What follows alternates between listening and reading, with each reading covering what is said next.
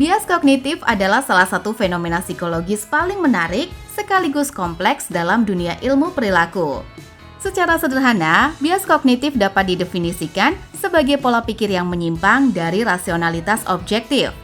Artinya, ketika kita mengambil keputusan atau menilai sesuatu, pikiran kita tidak selalu bekerja secara logis dan netral, melainkan dipengaruhi oleh berbagai faktor, seperti emosi, pengalaman, kepercayaan, dan bahkan keterbatasan kognitif otak kita sendiri.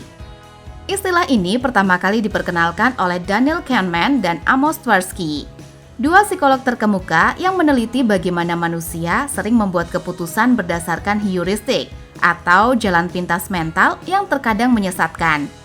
Dengan kata lain, bias kognitif membuat kita merasa yakin bahwa keputusan atau penilaian yang kita ambil adalah benar, padahal sebenarnya bisa jadi sangat keliru. Untuk memahami mengapa bias kognitif bisa terjadi, kita harus memahami bagaimana otak bekerja. Otak manusia pada dasarnya dirancang untuk bertahan hidup, bukan untuk selalu mencari kebenaran absolut. Dalam konteks ovulasi, kemampuan mengambil keputusan cepat bisa lebih penting daripada ketepatan penuh. Misalnya, ketika nenek moyang kita menghadapi ancaman predator, mereka tidak punya waktu untuk menganalisis semua kemungkinan. Mereka menggunakan insting cepat. Jika terdengar suara di semak-semak, lari, meskipun mungkin itu hanya angin. Jalan pintas mental seperti ini yang disebut heuristik, membantu kita merespon dengan cepat, tetapi pada situasi modern, seringkali justru menjadi sumber kesalahan berpikir. Salah satu alasan mengapa kita terjebak dalam bias kognitif adalah karena cara kerja memori dan persepsi kita tidak sempurna. Kita seringkali hanya mengingat hal-hal yang mendukung keyakinan kita dan mengabaikan bukti yang berlawanan. Ini disebut confirmation bias. Misalnya, jika seseorang percaya bahwa orang yang lahir di bawah zodiak tertentu pasti beruntung, ia akan lebih mudah mengingat kejadian ketika prediksi horoskopnya tepat. Sementara mengabaikan saat-saat ketika prediksi tersebut meleset.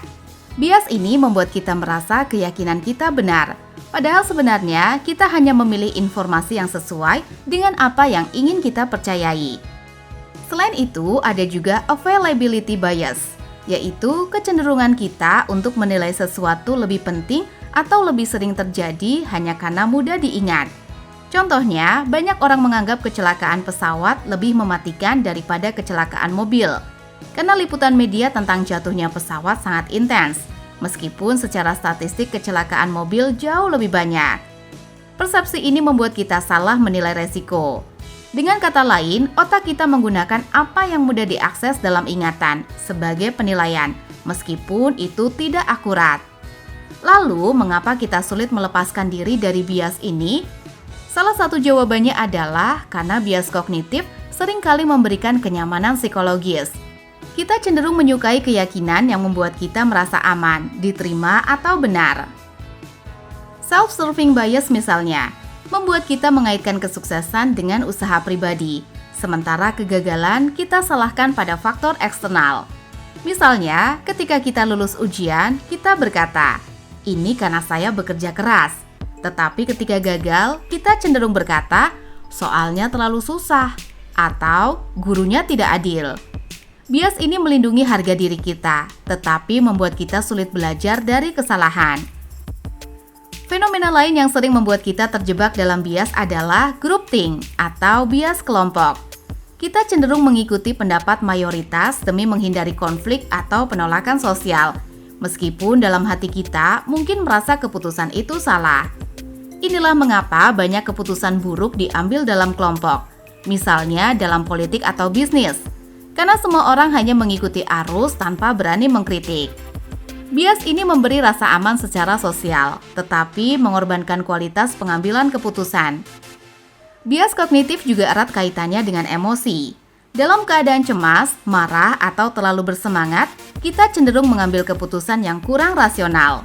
Misalnya, loss aversion atau bias penghindaran kerugian yang membuat kita lebih takut kehilangan sesuatu daripada memperoleh keuntungan. Investor seringkali menahan saham yang merugi karena takut mengakui kerugian, padahal secara rasional menjualnya mungkin lebih baik. Ini menunjukkan bahwa emosi berperan besar dalam membentuk bias kognitif. Kesimpulannya, bias kognitif adalah fenomena alamiah yang muncul karena cara otak kita bekerja. Ia membantu nenek moyang kita bertahan hidup, tetapi seringkali menjadi jebakan dalam kehidupan modern yang kompleks.